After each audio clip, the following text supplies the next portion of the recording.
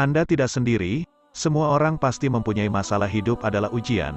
Kita harus menyadari bahwa hidup ini adalah kumpulan masalah, siapapun orangnya, seting apapun jabatannya, sekaya apapun hartanya, dimanapun dan kapanpun akan menemui masalah. Ada karakter khas dari masalah, yaitu semakin tinggi kedudukan semakin tinggi pula masalah yang akan dihadapi. Seperti halnya sekolah, semakin tinggi tingkatannya semakin sulit ujiannya. Proses perjuangan menaklukkan masalah itulah yang disebut hidup. Sehingga orang yang membenci masalah sama saja dengan membenci kehidupan.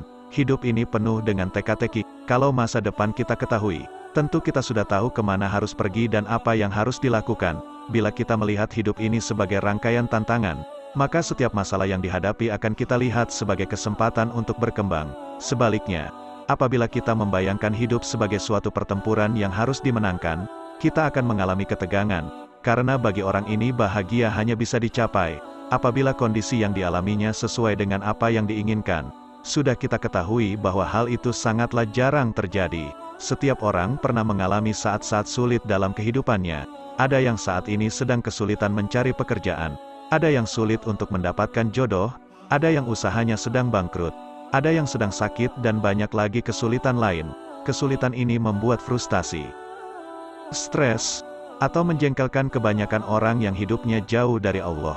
Akibatnya mereka mudah merasa gelisah, tegang, dan marah, karena mereka tidak memiliki keyakinan akan kesempurnaan yang melekat pada takdir yang ditetapkan oleh Allah. Mereka tidak mencari keberkahan atau kebaikan yang ada di dalam peristiwa yang mereka alami. Bahkan, karena mereka tidak memiliki keyakinan, setiap detik yang mereka habiskan tampaknya menjadi berseberangan dengan apa yang mereka inginkan. Dengan demikian, mereka menjalani sisa hidupnya dengan beban masalah dan tekanan. Ingatlah, masalah adalah milik semua orang. Tak ada satupun di muka bumi ini mengalami masalah. Yang tidak, kalau Anda berpikir, orang yang punya harta, masalahnya sangat sedikit. Anda salah besar. Ada seorang konglomerat di Indonesia yang sangat kaya. Dengan uangnya dia bisa membeli apa yang bagi kita hanyalah mimpi. Mungkin kita akan menyangka dirinya terbebas dari masalah, atau kalaupun ada masalah hanyalah kecil. Dari luar dia kelihatan senang dan sehat. Tahukah Anda bahwa dia sebenarnya mempunyai masalah besar, yaitu dia menderita suatu penyakit yang jarang diketahui orang lain. Akibat dari penyakit ini, dia tidak boleh makan nasi dan beberapa jenis makanan lainnya. Dia memerlukan koki dan dokter khusus untuk mengawasi setiap makanan yang ingin dimakannya. Banyak sekali pantangannya sehingga hanya sedikit yang boleh dia makan. Semua orang secara adil mendapatkan masalah, hanya bentuk dan kadarnya saja yang berbeda. Hukum Allah. Mau tidak mau setiap orang mendapatkan masalah. Masalah telah Allah tetapkan menyatu dalam kehidupan. Allah tidak akan memberikan masalah yang tidak sanggup dipikul oleh hambanya. Besarnya masalah yang menimpa seseorang setara dengan kemampuannya. Allah tidak membebani seseorang melainkan sesuai dengan kesanggupannya.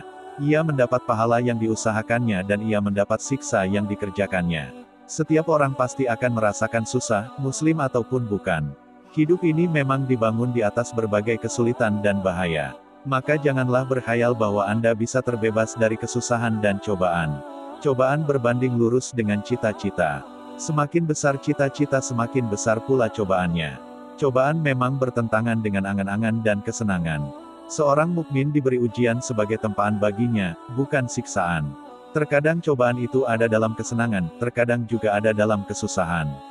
Allah berfirman, dan kami bagi-bagi mereka di dunia ini menjadi beberapa golongan, di antaranya ada orang-orang yang saleh dan di antaranya ada yang tidak demikian. Dan kami coba mereka dengan yang baik-baik dan yang buruk-buruk, agar mereka kembali. Segala cobaan itu ada batasnya di sisi Allah. Jangan memaki, karena satu kata yang mengalir dari lidah, dapat membinasakan Anda sendiri. Luka pada badan, bisa mudah sembuh, tapi luka di hati sulit sekali sembuh. Hati-hatilah dengan lidah Anda. Seorang mukmin yang kuat akan tegar menghadapi beban berat. Hatinya tidak akan berubah dan lisannya tidak akan mengutuk. Redamlah musibah itu dengan mengingat janji pahala dan kemudahan dari Allah, sehingga cobaan itu berlalu tanpa kita mengutuknya. Ketabahan akan membendung bencana. Demikian cepatnya bencana itu berlalu, bila dihadapi dengan ketabahan. Kita hanya harus tabah menghadapi hari-hari yang pendek dalam hidup kita. Orang-orang yang binasa mengalami kebinasaan karena mereka kurang memiliki ketabahan. Orang-orang yang tabah, akan mendapatkan pahala terbaik. Apa yang di sisimu akan lenyap, dan apa yang ada di sisi Allah adalah kekal. Dan sesungguhnya kami akan memberi balasan kepada orang-orang yang sabar dengan pahala yang lebih baik dari apa yang telah mereka kerjakan. Mereka itu diberi pahala 2 kali disebabkan kesabaran mereka, dan mereka menolak kejahatan dengan kebaikan, dan sebagian dari apa yang telah kami rezekikan kepada mereka, mereka nafkahkan. Cobaan, justeru akan mengangkat derajat orang-orang solih dan meningkatkan pahala mereka. Sa'ad bin Abi Waqqas berkata, aku pernah bertanya, wahai Rasulullah, siapakah orang yang paling berat cobaannya? Beliau menjawab, para nabi, kemudian orang-orang solih, kemudian yang sesudah mereka secara berurut menurut tingkat kesalihannya. Seseorang akan diberi ujian sesuai dengan kadar agamanya. Bila ia kuat, akan ditambah cobaan baginya. Kalau ia lemah dalam agamanya, akan diringankan cobaan baginya. Seorang mukmin akan tetap diberi cobaan, sampai ia berjalan di muka bumi ini tanpa dosa sedikitpun. Riwayat Bukhari.